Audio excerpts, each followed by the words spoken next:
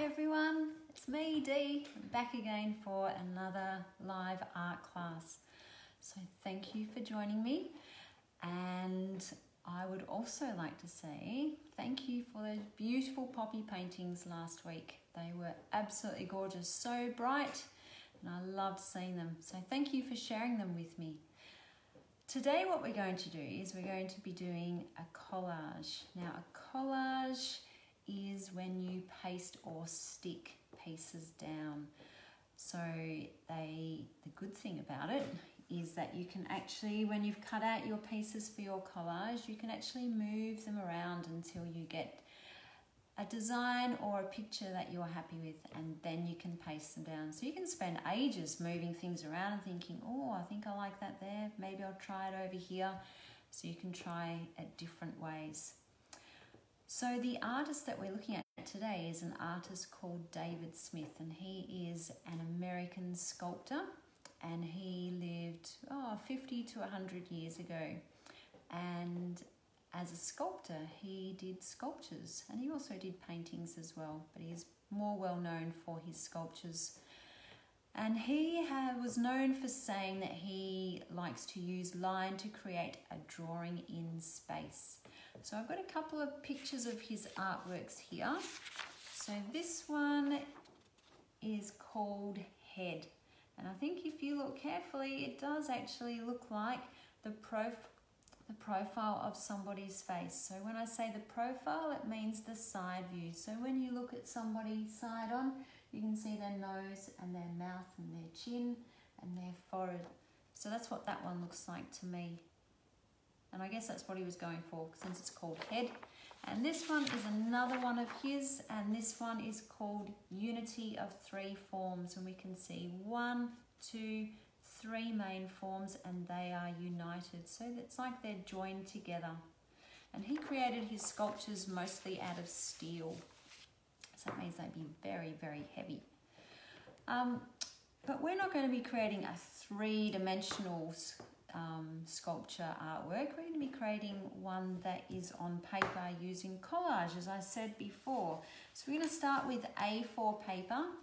Now your A4 paper can be photocopier paper or it can be drawing paper, whatever you have at hand.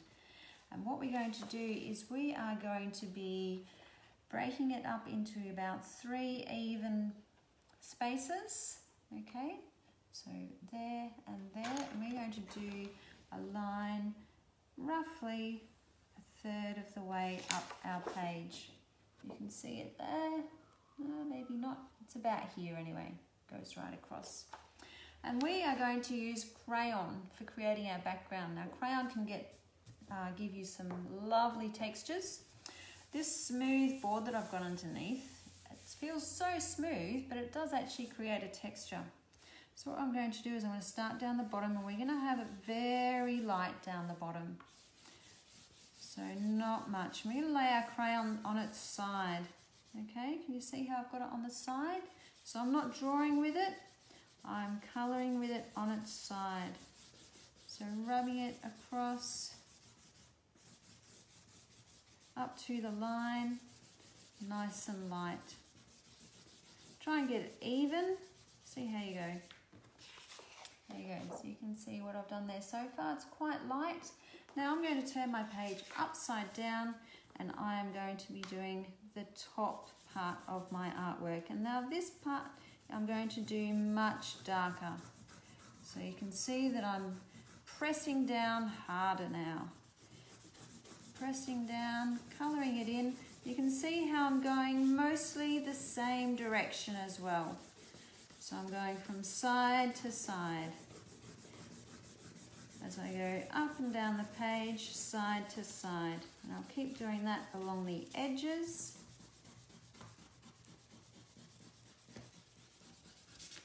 And over this side, pressing firm, pressing hard, getting it looking nice and dark. You can see the texture that it's creating too. Oops.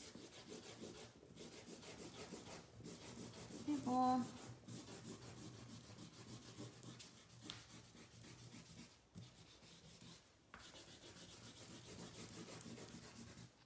Okay, there we go. So you can see I've got it light down the bottom, darker up the top. And that is going to be the background for our artwork. Now what we're going to do is we look through magazines, and if you don't have magazines, you can use coloured paper, you can use wrapping paper, you can use newspaper and colour that in so that you get some nice patterns happening in the background of your colour from the newsprint. What else could you use? You could just use some normal paper like this and colour it in and create your own colours. But here's some examples of what you could use. So you could use some of this and cut out some of these parts. Beautiful colours. What else? I found something else in here too. There's another one. Some good colours in there. And this one makes me feel a bit hungry. This one, where are we? Here. So this one would make some good shapes as well. What I am going to do is I have found this paper, and I really liked the colour in the background and then the spots. You can see I've got holes in this piece because I've already been cutting out some shapes. Now I also found this paper, and it's nearly exactly the same colour as the spots, the balls. So I thought I would use that as well. And I have cut out this one that I thought I would make the base. I might do this around your way so that you can see it. Which way? There we go. So we make that the base. And then I cut out all of these beautiful shapes. So I thought that one could be the next part. We might balance it. And then we might balance this one. And this one.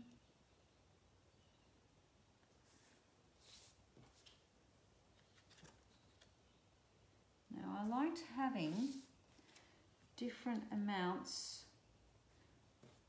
of pieces on each side. See, I've got 2 balanced on this side, 3 on this side. Looks good to have things in odd numbers. Now I can't hold this one up for you because it might all fall down because I haven't got it glued on yet. But you can see how you could also change things around. I've got some other pieces here, similar colour. Where can I put that? I could maybe balance that one there, that one there. So you can see how you can move things around. We could have that there.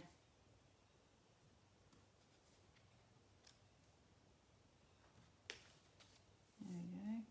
Something like that maybe. So you can see how you can change it around, change your collage around. Now this one that I've nearly finished, so that one's more blocky, probably more based on something like this one's up, this one that we looked at. This one, I've already stuck most of the pieces down. This was some paper that I found in a magazine. You can see the remnants of it where I've chopped all of the holes out. But what I've done is I've actually left a couple of pieces off because I just wanted to show you how to do some tricky bits of cutting. So I've cut out my circle here, and the way I traced my circles, I actually used a paper cup. You can see it has a small circle at this end, a large circle at this end. So I actually used the small circle to cut out this shape. So I'm going to use the small circle again, and I'm going to trace around it with a pen or a pencil you could use. Trace around.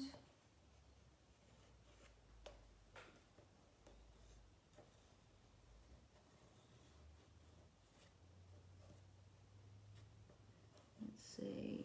Oh, pen's not working so good. There we go. That gives me enough information. And I'm going to cut it out. Now when we cut out, we cut very slowly. Very slowly, and we follow our eyes along the line the whole time. That way we know we're going to cut on the line, and that way we also know we're not going to accidentally cut our fingers. So cutting slowly and carefully along the line, around and around, around and around, and done. Now what I'm going to do is I'm going to create a spiral. So I'm going to cut around, starting off at the edge here.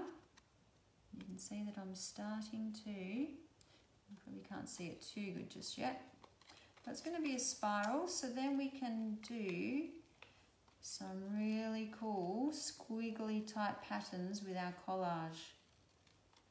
I tried it yesterday and it did work, so I thought I would share it with you.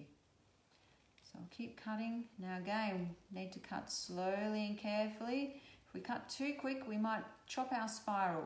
We might end up with just little bits instead of one long spiral. So cutting slowly, constantly moving our paper around, around and around.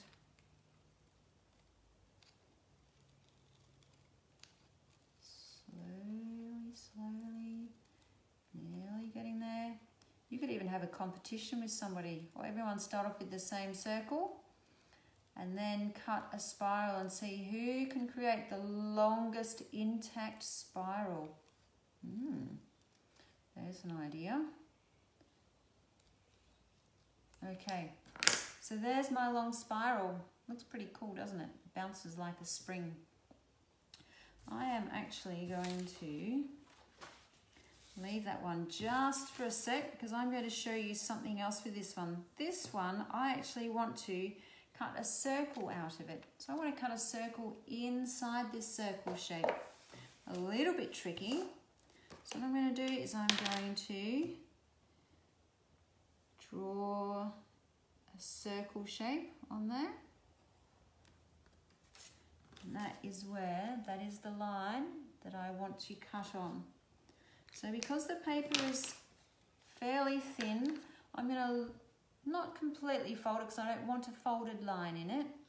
I'm just going to bend it over slightly and then I'm just going to snip it in the middle of that circle that I want to cut out. You probably can't see it very well. Okay, so put my scissors in the hole and then I'm going to cut around the circle. Around and around. Again, we have to cut really slowly and carefully so that we get our circle shape, so that we don't accidentally cut out from the edge.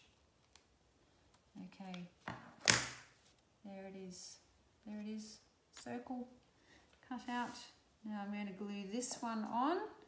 Now I've got a scrap piece of paper here, which is a good idea because you can place your pieces face down and put your glue on the back, and that way you're not going to accidentally get glue on your table or on your artwork.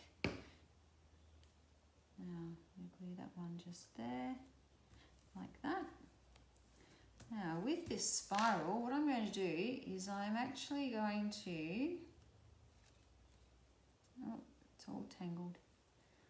What I want to do is have it sitting flat so then I can glue it in one piece like this. Now I have to glue carefully so that it doesn't stick and then rip. Oh, that might be a little bit tricky. Okay, let's try this bit around here. Okay, I think that might be enough. Now, I don't know that I'm going to need all of this swirl. So what I'm going to do is I'm going to tear it in half, maybe about here. Oh, it's all sticking to my fingers. And I am going to start off with that bit up here. I'm going to try and create swirly patterns so that we can only see the coloured side of the paper. See how I'm sticking it down as I go along and crossing it over. It's all sticking to itself. You just have to be patient. A bit more. A bit more. We might leave it there. Okay. Oops, sticking to me. Okay, there we go. So you can see my swirly bit across the top. Now, I was thinking when I was moving the pieces around on this one, I've given it a stand or a base in which to sit on. It reminds me of a nest with an egg and a bird. There's its tail. It has a lovely long decorative feather, and there's its eye. That could even be a branch that it's sitting on. So that's what that one reminded me of. So you could move your shapes around, see if you can come up with something that it reminds you of, and maybe think of a name for your artwork, just like David Smith did with his, like this one, head, or this one, what was this one called? Unity of Three Forms, or like this one, bird with nest. So I think I have shared as much as I can with this one for you. So I reckon it would be awesome if you went away and created your own collage artwork. And I might even put up a couple of photos of David Smith's in the comment section so that you can check them out and you might get some inspiration. Sometimes you get inspiration just from looking at magazines and seeing pictures, or maybe you might get inspiration by looking out your window and you might see something happening outside. Like right now I can see birds flying by. Can't see my dog racing around, but I can see birds flying by. So see what you can come up with. So I would love to see your artworks. So make sure you share them with me. If you don't want to share them in the comment section, then I'm happy for you to private message them to me. I'd love to see them. So thanks guys. I'll see you next week. Bye.